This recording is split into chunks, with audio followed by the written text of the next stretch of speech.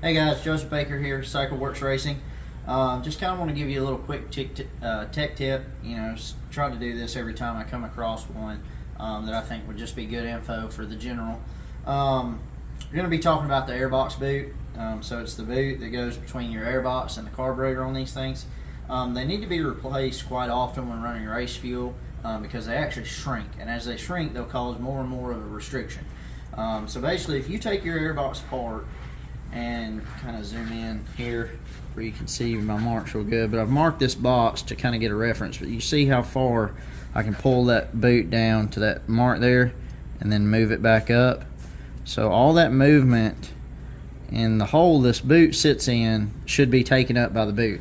So what's moving around is actually less and less ID on this boot to for airflow, so that causes a restriction. A lot of people want to glue these things in to kind of keep them from falling out when they start to shrink. The problem when you do that is they still shrink. It just, the way it starts to shrink, and then it makes a pain in the butt to replace with a new one. So I'm going to throw this new one in real quick and show you the difference.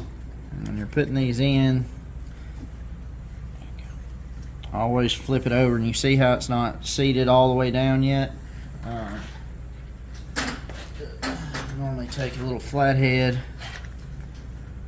and just work around the edge. Make sure it's all nice and sitting in the groove like it should. Now when you come back to this side, you see it won't move around. So now we're back to full flow coming out of the box. The more you know, guys, the more you know. I'm gonna try to keep posting stuff like this every time I get the chance. Y'all have a good day.